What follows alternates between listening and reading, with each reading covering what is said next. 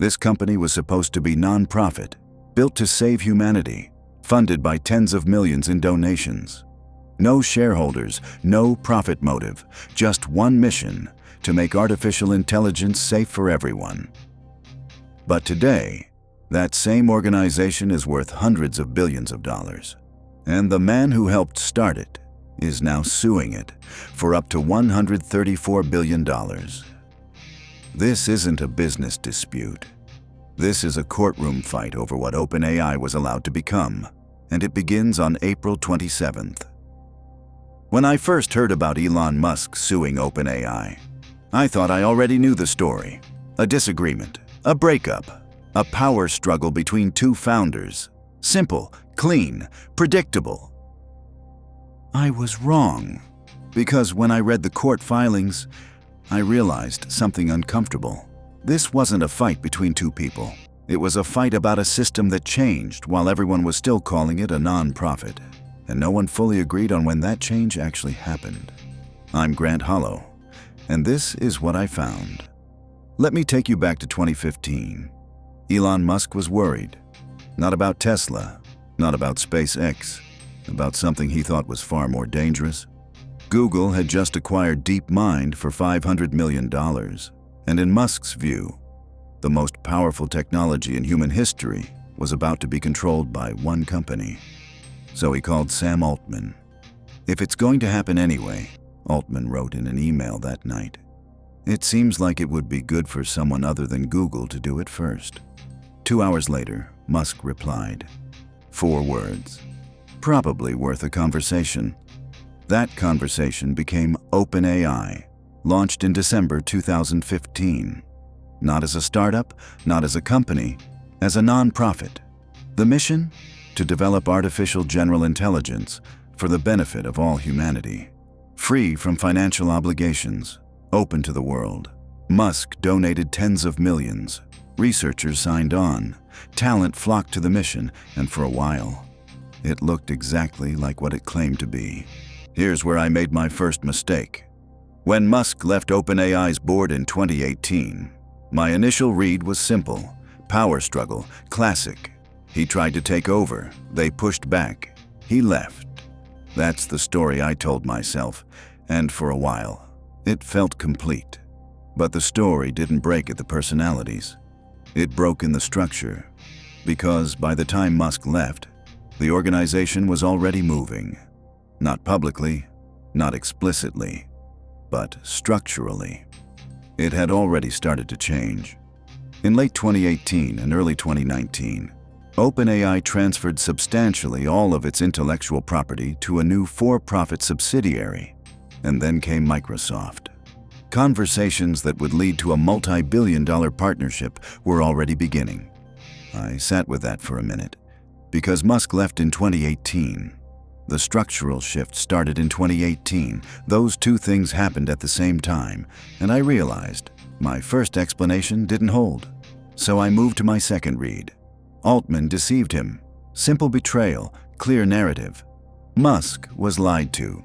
And for a while, that felt complete too.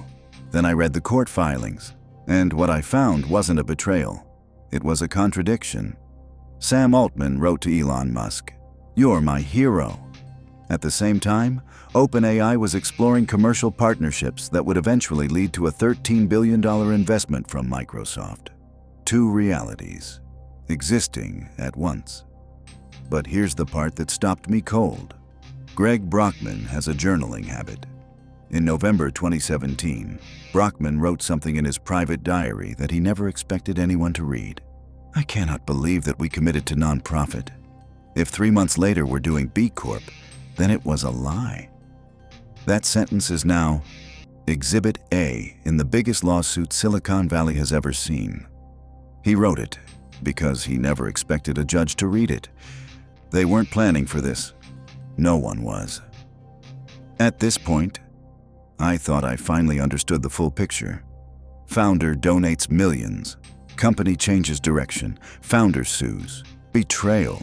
Simple. I almost stopped there. I really did. Then I asked one question. If this was just a betrayal, Why did the judge say there was plenty of evidence for a jury to consider? And I realized I still hadn't understood the real story. Here's what I missed. The diary entry, the emails, the Microsoft partnership, those aren't the story. Those are symptoms. The real story is this. OpenAI was structured as a non-profit, but it was never fully defined what that structure was allowed to become. Not a broken structure, not a weak one.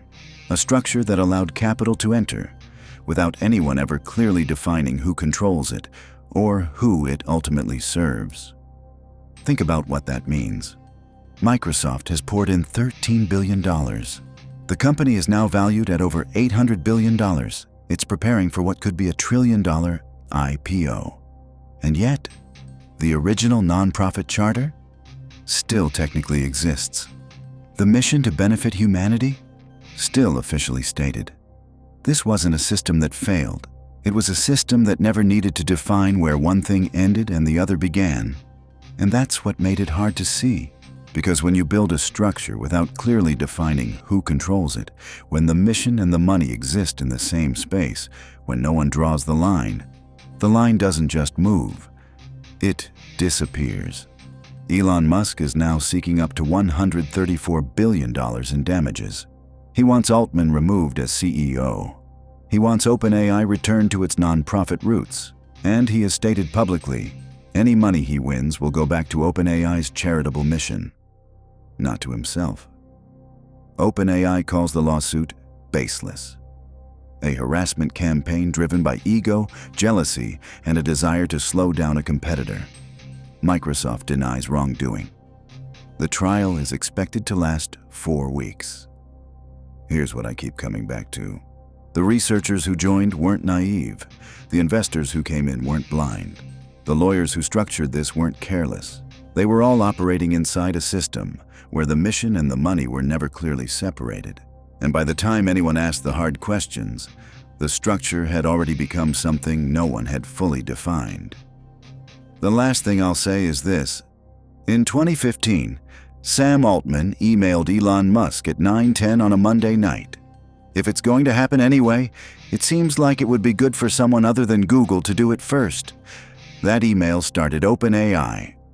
11 years later, the two men who wrote those words are headed to a courtroom, and what they built between them is now worth hundreds of billions of dollars. It didn't collapse. It evolved into something no one had fully defined. No one had to lie. The structure didn't require it. On April 27th, the trial begins. And what the jury decides won't just be about who was right. It may decide who gets to define the future of AI, not the outcome of a conflict, but the definition of the system itself. Maybe it was never meant to end, only to evolve. I'm Grant Hollow. The price they hide, the truth we strip.